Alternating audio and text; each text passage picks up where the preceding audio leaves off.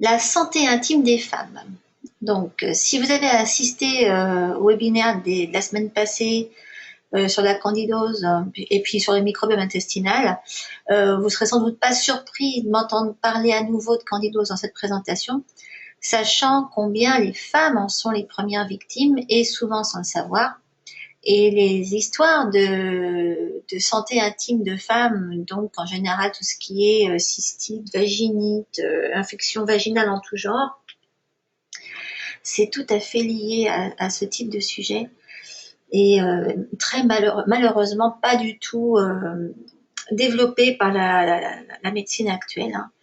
Donc moi, ça fait plus de 10 ans maintenant que j'aide les femmes à se débarrasser de leurs problèmes récurrents et surtout de ce qui les touche dans leur intimité, à savoir principalement les vaginites, mycoses vaginales, cystites à répétition et autres infections débilitantes qu'on a toutes plus ou moins déjà subies dans nos vies et pour lesquelles on sait combien les médicaments sont de piètres solutions.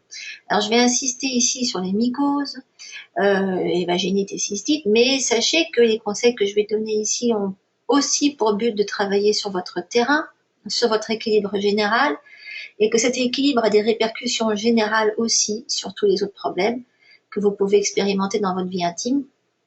Et bon, pour toute manière, il y a des chances pour que je fasse un autre, faut que je le fasse, un autre webinaire sur ce qui est problème de ménopause, parce que ça aussi c'est un gros sujet. Mais je vous préviendrai dans ce cas-là. Alors, on y va. Alors, des femmes qui souffrent, eh ben, il y en a beaucoup. Il y en a environ 200 millions. Qui subissent tous les ans des effets des infections issues d'une surpopulation de candidats albicans dans leur organisme. Et malheureusement, personne ne leur en parle, hein, la plupart du temps. Jusqu'à 72% des femmes avec des vaginites ne sont jamais diagnostiquées. Et donc, on va vous aider à... là, je vous donne des outils qui vont vous permettre d'agir, même si vous n'avez pas de diagnostic, et sans risquer de vous faire de mal. On va voir ça ensemble. Ah, alors, pour ceux qui ne me connaissent pas, je vais me présenter rapidement. Je suis Cécile Heller, je suis aromathérapeute holistique, conférencière, auteure de plusieurs livres. J'enseigne l'aromathérapie holistique dans mon école en ligne AromaPro. Et ma spécialité, c'est le combat contre la surmédicalisation. J'éduque surtout sur les dangers de la toxicité interne et sur la dépendance chimique par la gestion et le contrôle de la candidose chronique, l'équilibre du ventre, hein, principalement. Alors, je vous rappelle que vous avez un panel de contrôle là sous les mains qui vous permet de me laisser vos questions pendant que je vous explique tout. Au fur et à mesure, si vous avez des questions, et ben, vous me les posez sur ce panel de contrôle et j'y répondrai en fin de présentation hors enregistrement. Voilà. Alors, les infections les plus communes, eh ben, elles sont causées par des bactéries à 40 et 45%, hein, donc c'est beaucoup. Donc, par une candidose vaginale à 25-25% et par Trichomonas monas à 15 et 20%.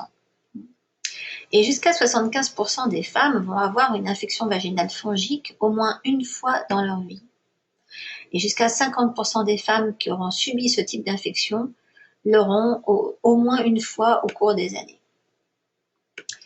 Alors on attribue aux infections urogénitales sexuellement transmissibles et asymptomatiques l'origine de beaucoup de problèmes, comme l'infertilité, l'inflammation pelvienne, la grossesse extra-utérine, le cancer, les infections congénitales, et puis la mort aussi. Tout ça, c'est à cause d'infections urogénitales sexuellement transmissibles et sans symptômes.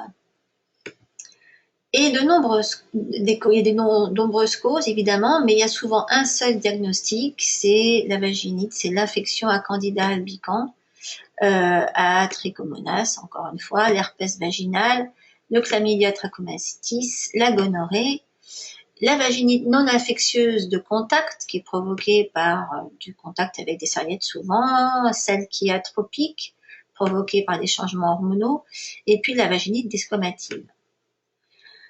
Tout ça, ce sont des infections différentes, hein, mais elles partagent des symptômes communs et il faut les connaître parce qu'il faut pouvoir les identifier.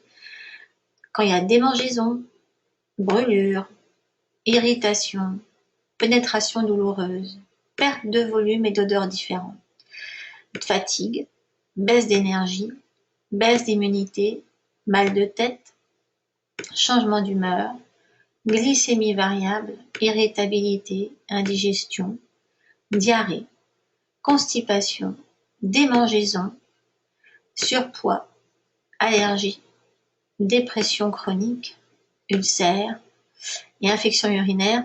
Là, quand vous avez ça, quand vous en avez au moins un qui part pas, quoi que vous fassiez, et quand vous en avez plusieurs, alors là, il faut vraiment, là, il y a des grandes chances pour que vous ayez un problème de vaginite ignoré, hein.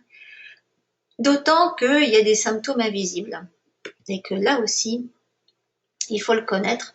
Il faut les connaître parce que donc il y a des vaginites complètement asymptomatiques qui pourtant produisent des signes révélateurs de déséquilibre interne, comme la nervosité, l'anxiété, la mauvaise estime de soi, la fatigue, l'apathie, la dépression, le manque d'énergie, évidemment, le manque de créativité et une capacité de travail amoindrie. Bon, c'est clair que ça touche beaucoup de monde, il n'y a pas que les femmes. Mais quand on est une femme et qu'on subit ce genre de choses, bon, moi, ça m'arrive souvent que des femmes me contactent pour ce genre de choses. Et au cours des consultations, je finis par découvrir que, elles rassemblent des symptômes typiques de vaginite qu'elles ignoraient complètement, qui pour elles n'avaient rien à voir, enfin qui ne nécessitaient pas qu'on se penche dessus, tout simplement parce qu'elles ne savent pas qu'il puisse y avoir un lien. C'est pour ça que vous, au moins, vous le savez, faites attention à tout ça. Mais surtout, on va voir à quel point vous pouvez prévenir tout ça, ou vous pouvez agir sur une éventuelle vaginite fantôme que vous ignorez complètement. Vous pouvez travailler sur une vaginite que vous ignorez et dont vous ne pouvez pas avoir la preuve que vous l'avez. Vous n'avez pas besoin d'avoir de preuves. Vous avez l'aromathérapie holistique pour vous travailler dessus sans que ça ait de conséquences néfastes. Donc, même si vous n'avez pas de vaginite, vous pouvez travailler sur une vaginite éventuelle qui, si elle n'existe pas, tant mieux, et si elle existe, encore une fois, tant mieux. Donc, les symptômes listés, là, associent vraiment des déséquilibres du corps et de l'esprit, et il va donc falloir s'occuper à la fois du corps et de l'esprit dans le processus de guérison. Et c'est pour ça que l'aromathérapie holistique, c'est une solution idéale, complètement évidente, parce qu'il faut traiter le corps et l'esprit, donc. Il faut faire attention, parce que les vaginites, elles ont des influences quand même sérieuses sur d'autres organes, sur les intestins, entre autres, sur la vésicule biliaire, sur l'utérus, sur les ovaires, et puis au niveau personnel, parce qu'évidemment, ça a un impact au niveau familial, au niveau social, ça entraîne pas mal de dysfonctionnements quand même, surtout au niveau du travail, et puis au niveau de l'image qu'on a de soi. Alors, on en parlera tout ça, je vais parler de tout ça un peu plus loin, je vais vous donner beaucoup de choses par rapport à ça, mais je voudrais d'abord qu'on voit pourquoi tant de femmes en souffrent, qu'est-ce qui fait que des millions de femmes ont régulièrement des mycoses vaginales. Il faut savoir que le vagin est protégé par une bactérie protectrice qui malheureusement est très facilement éradiquée par des fameux antibiotiques, ceux qu'on va vous donner pour une cystite par exemple. Ça peut commencer par une cystite et ça va dégénérer sans que vous le sachiez en vaginite. Il suffit que vous ayez un médicament qui bosse sur votre immunité, qui la fasse descendre. Par exemple, si vous avez des symptômes d'une maladie auto-immune, on va vous donner des médicaments immunodéprimants et au passage, on va vous fabriquer une vaginite. Il faut savoir que les muqueuses sont envahies par la mycose en général, que la paroi vaginale et la vulve s'inflamment à ce moment-là. Et puis, il y a aussi d'autres facteurs précurseurs comme la chimiothérapie, le prédnisone. Alors quand en plus on a les deux, moi j'ai des clients qui ont les deux, c'est encore pire. Il y a le diabète, la grossesse, la prise de pilules, et puis l'utilisation de certains produits qui ne devraient pas être utilisés, qui sont trop décapants. Il y a aussi l'obésité, et puis la transpiration excessive. Ça, c'est quand même des facteurs particulièrement déclenchants hein, de problèmes de vaginite. Alors, encore une fois, je vous l'ai dit tout à l'heure, l'intérêt d'utiliser les huiles essentielles, surtout pour ce genre de choses, c'est que ça va pas faire de mal du tout. Et là, je vous ai rajouté la réaction de quelqu'un qui a testé hein, et qui nous dit, voilà, qu'elle trouve tout à fait incroyable que les médecins, qui ont fait pourtant de longues études, refusent l'idée que la pilule, par exemple, puisse provoquer des mycoses, ignore l'arbre à thé, par exemple, qui est magique. C'est vrai que dans plein de cas, ça change tout. Donc elle raconte, elle, qu'elle, avec un peu d'arbre à thé sur les zones qui démangent, ça enlève tout. Et elle dit, voilà, bon, elle aimerait bien que... C'est vrai que c'est une consolation, quand on en a bavé longtemps, qu'on a trouvé une solution, une grosse consolation, c'est de se dire que ce qu'on a expérimenté va en aider d'autres. Hein. Et donc, l'important, c'est vraiment d'utiliser des outils puissants, mais qui sont pas dangereux, comme les huiles, hein, contrairement à ce qu'on essaie de vous faire croire. Au moins, avec les huiles, ben, vous vous prémunissez des baisses d'immunité, vous vous prémunissez de l'invasion fongique. Et puis, en fait, les huiles essentielles, c'est peut-être le seul, avec l'homéopathie, avec les phares de Dr Bag, c'est peut-être les seules substances qui sont en total accord avec le premier principe du serment d'Hippocrate, c'est-à-dire, premièrement, ne fait pas de mal. C'est pas du tout le cas de tout ce que vous allez trouver dans le commerce pour votre vaginite éventuelle. Hein, vous allez de toute façon pas prendre ça si vous n'avez pas l'assurance d'en avoir une. Mais pour savoir que vous en avez une, il va falloir systématiquement aller consulter. Et toutes celles qui ont des petits désagréments de ce côté-là vont pas penser qu'il est nécessaire absolument qu'elles aillent consulter. Alors, je voulais juste retourner sur les huiles essentielles. Elles sont donc antivirales, antimicrobiennes, antifongiques, antiparasites, anti-inflammatoires. Elles régénèrent l'épithélium, donc c'est-à-dire ce type de peau particulier qu'on a au niveau vaginal, par exemple. Elles sont antispasmodiques, mucolytiques, anti-allergiques, antiseptiques, immunomodulatrices, c'est-à-dire qu'elles travaillent sur l'équilibre de votre immunité. Et lorsqu'on va utiliser des huiles essentielles contre l'inflammation, on va donc agir en même temps contre les bactéries, contre les champignons, contre les virus et les radicaux libres. Et ben, il n'y a pas un seul médicament qui vous fait ça. Ça, c'est quelque chose que je répète toujours à chaque conférence, mais c'est vrai. Hein. Il n'y a pas un seul un ovule antifongique classique qui va certainement pas vous faire tout ça. Mais vous, avec les huiles essentielles, vous pouvez fabriquer des synergies. Hein. C'est pour ça que il faut apprendre à mélanger des huiles entre elles. Il faut apprendre à fabriquer un nouveau produit plus performant qui va couvrir tous les besoins de votre guérison. Hein. Et donc, en même temps, assainir la prolifération de candidose dans l'organisme, ce qui est critique. Alors, on va parler de ces mélanges qui agissent évidemment à différents niveaux. Donc, pour ce qui est des démangeaisons vaginales et internes, là, je vous ai mis un petit mix avec du gel d'aloe vera, de l'arbre à thé, du palmaroda, bon, ça c'est des huiles essentielles, hein, et du thym à linalol. Et ça, tout ça, ça se met sur un tampon avec applicateur, hein, de préférence. Enfin, moi, je trouve ça mieux qu'avec applicateur, ça glisse mieux. Donc, il suffit d'en mettre sur le bout d'un tampon ou autour même de l'applicateur. Il suffit d'insérer ça dans le vagin. Et d'ailleurs, j'ai découvert récemment que c'était quelque chose que même Pierre Francôme, dans son dernier bouquin, quand il parle de l'application des huiles essentielles, et pourtant on n'en avait pas parlé ensemble à ce moment-là, il a écrit avant qu'on en discute. Donc voilà, c'est un mode d'application des huiles essentielles internes très pratique qui permet d'agir directement sur le col de l'utérus, d'ailleurs, en cas de cellules papillomavirus. Hein. Mais bon, pour ce qui est traitement vaginal, c'est quand même super efficace. Ça se garde toute la nuit. Ça peut se renouveler dans la journée autant qu'on en a besoin, hein, jusqu'à soulagement. Et donc, si vous avez une mycose qui est tendue à l'extérieur, ce qui est souvent le cas, hein, vous pouvez utiliser exactement les mêmes huiles. Vous pouvez le faire sous forme de gel, pareil, ou vous pouvez utiliser de l'oxyde de zinc et appliquer ça où vous avez besoin d'être soulagé. Je sais que la dernière fois que ça m'est arrivé d'avoir ce genre de problème, oh là là, maintenant ça commence à dater, ben, j'ai utilisé l'oxyde de zinc en externe. Ça a été miraculeux, ce truc-là. Les huiles mélangées dans l'oxyde de zinc. Alors, ce qu'il y a de bien, c'est que chaque cas de mycose est différent.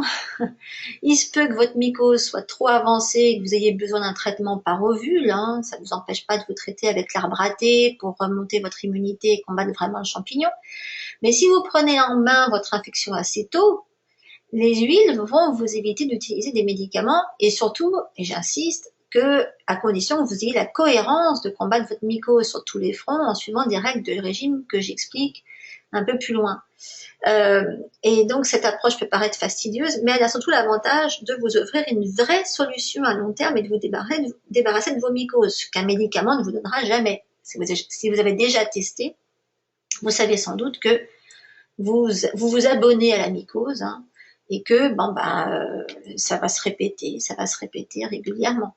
Et la plupart du temps, les femmes qui me contactent aussi à ce sujet me confient à quel point elles en ont marre de pas pouvoir compter sur un soulagement long terme et à quel point ça leur pollue leur vie intime.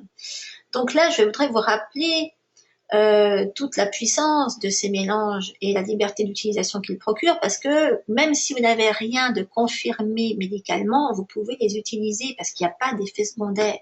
Okay, ils sont tous faciles à appliquer, surtout même en l'absence de symptômes. Hein. Si vous trouvez anormalement fatigué ou angoissé ou j'en sais rien, votre libido s'est cassé la figure, hein, utilisez ça. Hein. Ça va vous permettre de résorber des symptômes en attendant des résultats d'analyse. Par exemple, hein, si vous voulez quand même faire des analyses, vous n'allez pas rester comme une andouille. Hein, faire des analyses, ça ne va pas vous guérir. Hein. Donc, il va falloir que vous attendiez les résultats d'analyse. Et puis en plus, vous pouvez très bien avoir des symptômes et que aux analyses, ça ne ramène rien du tout. Ça dépend de ce qui a été cherché aux analyses, encore une fois. Donc ces mélanges-là, ils sont efficaces et naturels. Et les ingrédients ont une activité thérapeutique prouvée, de toute façon, et en plus indiquée à la fois pour les très jeunes filles, les femmes enceintes, les femmes qui allaitent et les personnes âgées. Donc il n'y a même pas de limite à l'utilisation. Et puis en plus, leur action est complètement protective et préventive à la fois. Elles équilibrent le pH de la muqueuse vaginale, ce qui n'est pas le cas de tous les médicaments. Et surtout, elles agissent en tant que lubrifiant. Moi, il y a des femmes qui me disent, oui, j'ai besoin de lubrifiant. Et ben, en même temps, je leur donne une formule qui va leur traiter une éventuelle vaginite. Parce que la plupart du temps, qu'est-ce qui fait qu'elles ont des problèmes à la pénétration? C'est souvent une vaginite qui n'a pas été détectée. Hein. Donc, vous pouvez tout à fait utiliser ce genre de mélange pour faciliter la pénétration et en même temps vous traiter une éventuelle infection ignorée. Hein. Alors, le tout, c'est d'avoir des bons réflexes. Alors, au moindre symptôme, que ce soit de cystite ou de mycose ou quoi que ce soit de fatigue inexpliquée, vous pouvez vous appliquer plusieurs gouttes d'arbre à thé directement au niveau de la vessie, juste sous le nombril, et plusieurs fois par jour. L'arbre à thé, ça fait partie de ces huiles qui sont archi faciles à trouver, d'une totale innocuité qu'on peut mettre à sec. Hein, vous n'avez pas besoin de la diluer de toute façon. Et surtout, elle travaille sur le côlon. C'est une huile du côlon. Et donc, comme la plupart du temps, tous vos problèmes urogénitaux viennent aussi du côlon, c'est une huile qui va travailler vraiment à plein de niveaux en même temps. Donc, c'est un peu l'huile magique hein, dans ces cas-là. Mais bon, il y en a qui la supportent pas, mais ils sont rares. Hein. Faut vraiment chercher. Donc il faut cesser de consommer le plus possible toute forme de sucre, surtout de fructose, donc tout ce qui vient des fruits, et d'hydrates de carbone. Donc ce qui est évidemment pain et de toute façon ce qui est gluten, hein, ça va plus vite, ça couvre plus. Et idéalement, il faut suivre un régime anti-candida. Hein. Vous contentez pas de prendre juste des compléments alimentaires antifongiques, ça suffit pas. Et puis, il faut calmer la mycose, les démangeaisons, hein, en utilisant en alternance les préparations que je vous ai citées un peu plus haut, en interne et en externe. En ce qui concerne les infections urinaires, 85% sont causées par une bactérie.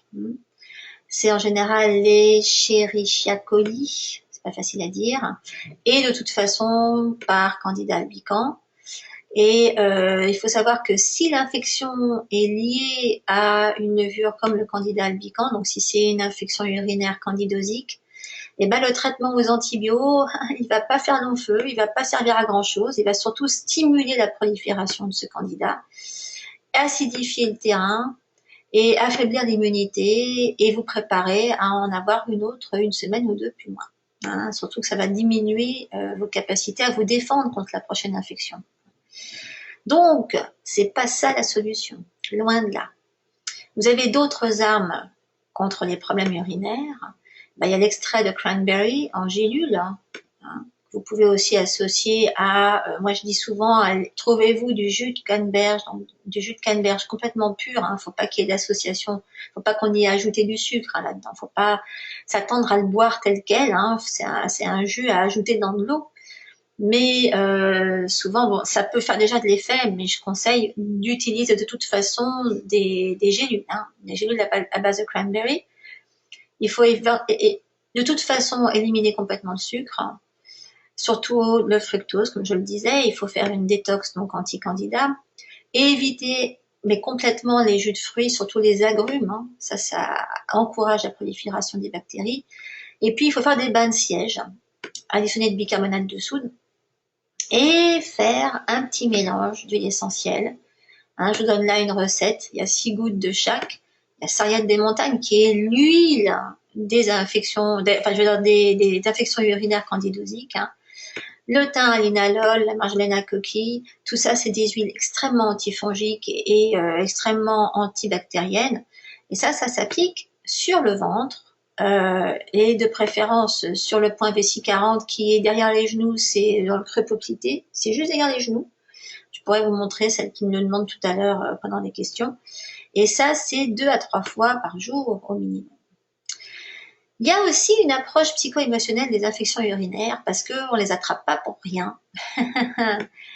En général, c'est quand vous vous en voulez à quelqu'un qui est impliqué dans votre vie amoureuse. Et donc, il faut impérativement lâcher prise et soulager émotionnellement cette espèce de colère en massant le haut de votre nuque et votre trapèze avec un petit mélange comme celui-ci. Donc, avec du thym vulgaire, du cèdre de l'Atlas, du bois de santal, dans une huile infusée au millepertuis. On appelle ça macérat de millepertuis aussi. Et ça, faut le masser souvent et longtemps. Il y a une colère cachée là-dessous. Ça, il faut jamais ignorer toutes ces approches psycho-émotionnelles. Il faut pas l'ignorer. Là, j'ai encore un petit témoignage parce que il est tout à fait possible de ne plus du tout souffrir de ce type d'infection. Hein. Il faut penser à se détoxifier physiquement, émotionnellement. Bon, moi, j'en suis la preuve vivante, mais il y en a plein d'autres, hein, comme cette lectrice-là, qui était accro au sucre. Hein. Et qui a compris qu'il fallait tout éliminer et surtout avoir une action cohérente. Donc voilà, celle-ci, elle dit que ça la fait revivre, elle est plus pliée en deux par les douleurs de la colopathie, elle a plus de crise d'eczéma et elle a plus d'acné et surtout elle a plus du tout de mycose vaginale. Parce que c'est vrai qu'en général, on vient me voir en me parlant du reste, et puis petit à petit, je découvre qu'il y a aussi des mycoses vaginales. On me la balance pas tout de suite, celle-là. On me le dit en dernier, hein, comme si c'était à la limite une sorte de coup du sort incontournable, parce qu'on est femme, on peut pas passer au travers. Eh ben si. Hein. Donc sachez-le, il y en a encore une là qui m'a laissé, enfin j'en ai beaucoup hein, des témoignages, c'est clair, mais bon je vous en ai mis parce qu'il y en a quelques-uns qui méritent le détour. C'est toujours encourageant de savoir qu'il y en a qui ont réussi à se sortir de tout ça. Donc j'aime bien vous donner des petites solutions encourageantes et des petits témoignages encourageants. Donc si vous en avez assez de sourire de vos problèmes intimes, il faut éliminer aucune solution naturelle. Hein. Et quand on entreprend une détox, on se rend compte à quel point tout est lié, à quel point ce qu'on subit physiquement se reflète dans les émotions. Le truc, c'est qu'il faut s'y mettre pour s'en rendre compte. Hein. Donc là, ce que j'essaye de vous montrer dans ces témoignages, c'est que c'est des filles qui s'y sont mises. Il faut pas avoir peur de s'y mettre. Là, il y en a encore une, Lavande Rose, qui me dit elle l'a utilisé pendant sa grossesse, pendant l'allaitement, pour ses enfants. Et c'est clair qu'une fois qu'on a testé ça à tous les niveaux, à toutes les grandes périodes de sa vie, on se rend compte qu'on est idiot de ne pas le faire. Donc, pour résumer, il faut que vous ayez le réflexe huile essentielle pour éviter les médicaments, parce que plus vous allez prendre de médicaments, plus vous allez entretenir votre problème. Il faut qu'il y ait une détox physique en plus là-dedans qui va avoir un impact sur vos émotions, parce que comme je vous le disais, les émotions y sont pour beaucoup. Bien sûr, il ne faut pas toucher à ce qui entretient votre candidose, donc tout ce qui est sucre, hein, surtout, et fruits, hein, malheureusement. Bon, après, il y a des façons de remettre les choses en état et de pouvoir recommencer à consommer des fruits, mais tant que vous avez des symptômes et tant que c'est pas nettoyé, tout ça, il ne faut pas toucher des fruits. Et puis donc, il faut traiter votre prédisposition aussi à la candidose, c'est énorme, avec un traitement de fond. Et il faut avoir une nouvelle vision de vous-même. Il faut vous débarrasser de votre culpabilité. Il y a toujours une grosse culpabilité là-bas derrière. Il faut cesser de vous punir et il faut vous aimer et apprendre à vous approuver. Hein. Donc, si vous subissez régulièrement des infections urogénitales, voire des cystites, utilisez donc les huiles essentielles. Alors, là, je sais qu'il y en a qui vont me dire, oui, mais comment ça marche? Alors, c'est pour ça, là, je vous ai rajouté des sources. Hein. Si vous voulez mélanger, alors, je vous ai créé une version bébé d'AromaPro, qui est mon école d'aromathérapie holistique, qui contient que 7 vidéos pour vous donner vraiment tout ce qu'il faut savoir à la base pour savoir utiliser correctement, de façon intelligente, les huiles essentielles sur n'importe qui dans la famille, surtout les femmes enceintes et à n'importe quel stade de votre croissance de femme, donc AromaPro Mini. Il y a le manuel d'aromathérapie holistique, c'est l'essentiel de l'équilibre qui vous explique encore plein de choses sur le sujet. Et puis, je vous ai rajouté donc l'équilibre anti-candidat qui est le programme antifongique qui vous permet de vraiment nettoyer votre organisme. C'est une grosse détox. Et là, récemment, j'ai sorti le soin de votre ventre à travers l'équilibre du microbiome, mais c'est un mode d'emploi qui vous permet de ne pas avoir à appliquer l'équilibre anti-candidat indéfiniment dans votre vie, en fait. Parce qu'il y en a plein qui osent pas l'arrêter. Elles ont raison. Mais en fait, vous pouvez très bien vous contenter d'environ 3 à 6 mois de régime anti-candidat, même peut-être que 3 mois suffiront, et d'enchaîner avec ce que j'ai rassemblé pour vous là dans ce mode d'emploi de l'équilibre du microbiome intestinal, parce que c'est en général ce qui vous suffit après. Hein. Donc c'est pour ça que je voulais vous mettre ça dans les sources ici. Et voilà, comme ça, vous y avez accès. Il suffit de cliquer là-dessus. Bon, vous pourrez peut-être pas cliquer dessus, mais en tout cas, vous l'aurez dans le PDF qui vient avec cette... Et au niveau de la vidéo, en général, quand cette vidéo est sur YouTube, il y a les accès en dessous de la vidéo.